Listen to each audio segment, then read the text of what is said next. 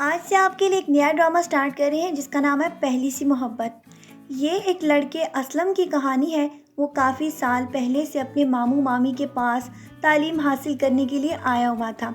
وہاں پر اس کی ایک کزن بھی رہتی ہے جس کا نام ہے بشرا۔ بہت عرصے سے یہ لوگ ایک دوسرے کے ساتھ رہ رہے تھے، لیکن ان کو یہ معلوم نہیں تھا کہ ان کے بڑے ان کی شادی طے کرنے والے ہیں۔ اسی لیے تو دونوں خاندانوں کی رضامندی سے یہ فیصلہ طے پایا کہ ان کی شادی کر دی جائے گی، اور ساتھ ہی ساتھ یہ بھی طے پایا کہ اب سے اسلم یہاں پر نہیں رہ سکتا، تاکہ شادی سے پہلے یہ بات کسی میں بھی مشہور نہ ہو کہ یہ پہلے سے ان لوگوں کے گھر رہتا تھا۔ اسی وجہ سے تو اس کا بھائی اکرم اور اس کی والدہ اس کو واپس اپنے ساتھ گھر لے گئے تھے، جبکہ ان کے آنے سے پہلے ان کی ہمسائے میں رہنے والی لڑکی رکشی کی زندگی بہت زیادہ ٹینشن میں آ چکی تھی۔ اس کی والدہ کا تو انتقال اس کے بچپن میں ہی ہو چکا تھا، لیکن اس کو یہ اندازہ نہیں تھا کہ اس کے والد جو کہ حیدرآباد بہت زیادہ جانا شروع ہو گئے تھے، آخر کار ایک وقت ایسا بھی آیا جب وہ اپنے ساتھ ایک لڑکی کو بیاہ کر واپس لے آئے۔ ابھی تو رکشی اس بات کو سمجھ ہی نہ پائی کہ اس کے والد نے اچانک اس پر ایک نیا بم پھوڑ دیا کہ یہ تمہاری ماں ہے،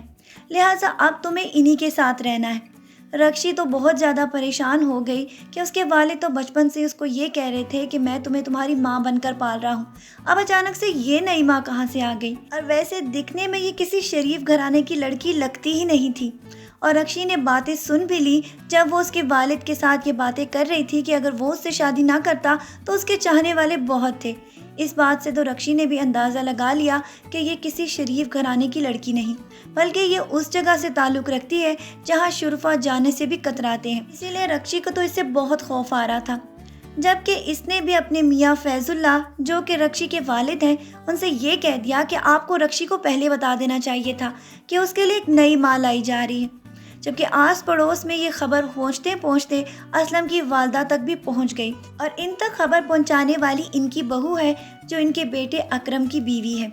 اور اسلم کی یہ بھابھی لگتی ہے۔ اسی لیے تو اس نے ان کو یہ بات بتا دی، کیونکہ فیض اللہ کے ساتھ تو ان لوگوں کے برسوں سے تعلقات تھے، اور یہ بات جب اکرم تک پہنچی تو اس کو اس بات کو سن کر بہت غصہ آیا کہ آپ لوگ کسی پر اس طرح بہتان نہ لگائیں، جب تک کہ یہ بات کنفرم نہیں ہو جاتی تب تک ہم ان کے خلاف کوئی ایکشن نہیں لیں گے۔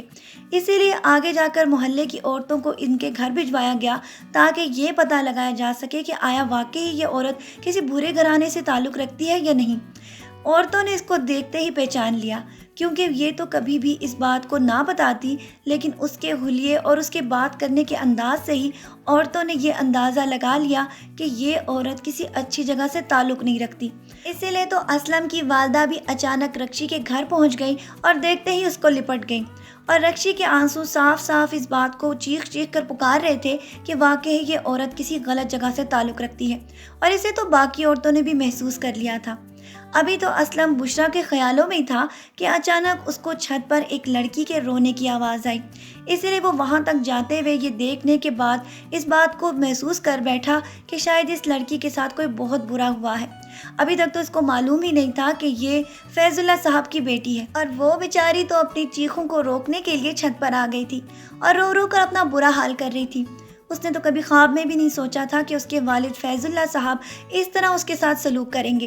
اور سدیلی ماں اس کے ساتھ کیا کرے گی یہ تو وہ بہت بخوبی اندازہ لگا سکتی ہے۔ ابھی تک تو بیچاری اپنی آنسوں کو ہی نہ پہنچ پائی تھی کہ سارے محلے کے لوگوں نے فیض اللہ صاحب کے باہر جاتے ہی ان کے گھر پر پتھراؤ کرنا شروع کر دیا، جس کی وجہ سے تو بیچاری رکشی بہت زیادہ پریشان ہوگی، یہاں تک کہ اسلم بھی اس کے گھر آ گیا، اور اس کے والد کے آنے کے بعد اس نے اس کو چھت سے بھیج دیا۔